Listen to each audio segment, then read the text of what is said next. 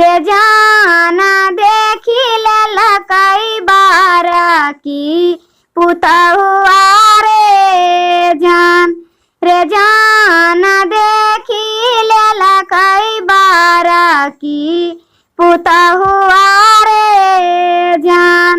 बारा की पुतहुआ हो शिव गुरु आखिया देखावई रे जान।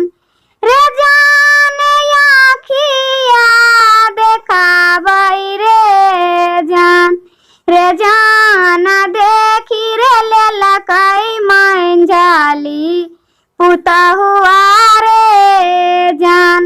रे जान देखी रे लेला कई मंझाली पुतहुआ रे जान। मंझाली पुतहुआ हो शिव गुरु जटाधारी गिरावई रे जान। रे जान जटाधारी के गिरावई रे जान। रे जान देखी रे लेला कई छोटा की पुतहुआ रे जान। रे जान देखी रे लेला कई छोटा की पुतहुआ रे जान। छोटा की पुतहुआ हो शिव गुरु घर से निकाल रे जान। रे जान घर से निकाल रे जान। रे जान करे मुठी कारण घर से निकाल रे जान। रे जान करे मुठी कारण घर से निकाल रे जान।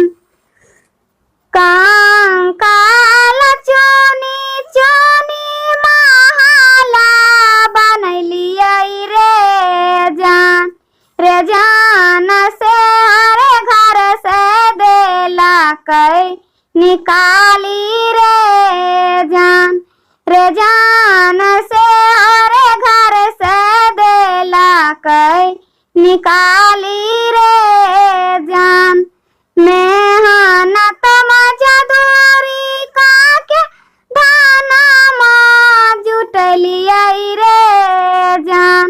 रे जान करे मुठी कारण घर से निकाल रे जान।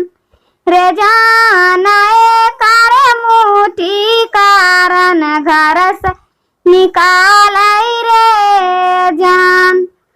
जैसा ने